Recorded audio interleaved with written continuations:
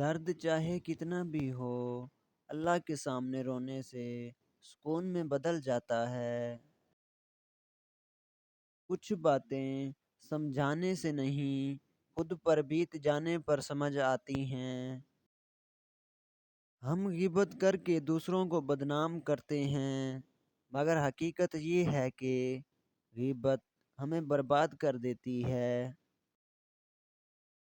احساس کے رشتے دستک کے محتاج نہیں ہوتے، یہ تو خوشبو کی طرح ہوتے ہیں جو بند دروازوں سے بھی گزر جاتے ہیں۔ شکوے تو ہر رشتے میں ہوتے ہیں، ہم خود مکمل نہیں ہوتے لیکن ہم رشتے مکمل چاہتے ہیں۔ تکبر اتنی نامراد بیماری ہے جو انسان کے اندر کے انسان کو کبھی زندہ نہیں ہونے دیتا۔ لوگوں کے لیے آپ تب تک اچھے ہو جب تک آپ ان کی امیدوں کو پورا کرو، اور تمہارے لیے سبھی لوگ اچھے ہیں جب تک آپ ان سے کوئی امید نہ رکھو۔ مٹی کے انسانوں میں وفا نہیں ڈھونڈنا، امید ہمیشہ خدا سے کرنا۔ اڑنے کا شوق بے شک رکھیں، لیکن اپنی ڈور اپنے محرم کے ہاتھ میں دے کر۔ جب اللہ نے آپ کی زندگی کو اچھا موڑ دینا ہوتا ہے تو برے لوگوں کی حقیقت کو آپ کے سامنے لے آتا ہے۔ جس انسان میں کوئی ذاتی خوبی نہیں ہوتی، وہ اپنے مکان، گاڑی اور کپڑوں سے دوسروں کو متاثر کرنے میں لگا رہتا ہے۔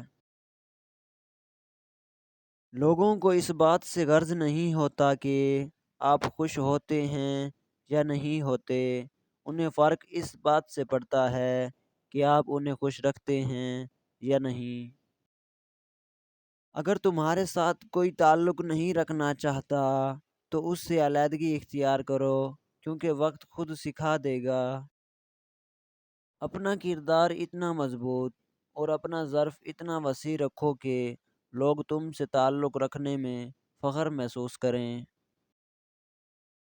جھانکنے کی بہترین جگہ اپنا گریبان ہے، اور رہنے کی بہترین جگہ اپنی اوقات ہے۔ اگر روح کی آواز ہوتی تو ہر گناہ کے بعد آپ کو اندر سے رونے کی آوازیں آتیں۔ اگر رشتے سچے ہوں تو زیادہ سنبھالنے نہیں پڑتے، اور جن رشتوں کو زیادہ سنبھالنا پڑے وہ رشتے سچے نہیں ہوتے۔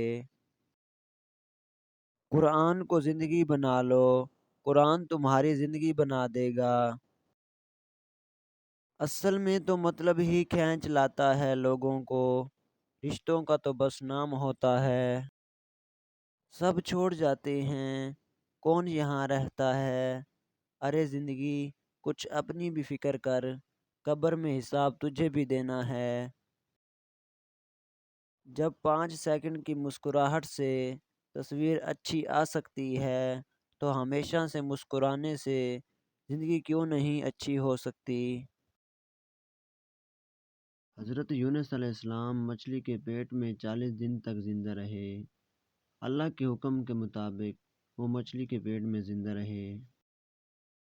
حضرت یونس علیہ السلام جس مچھلی کے پیٹ میں زندہ رہے، اس مچھلی کا نام نجم تھا، جسے آج کل کے دور میں شارک کہا جاتا ہے، اور یہ مچھلی بھی حضرت یونس علیہ السلام کی وجہ سے جنت میں جائے گی۔ ایک اچھا رشتہ ہمیشہ ہوا کی طرح ہونا چاہیے، خاموش مگر اس سے آس پاس ہونا چاہیے۔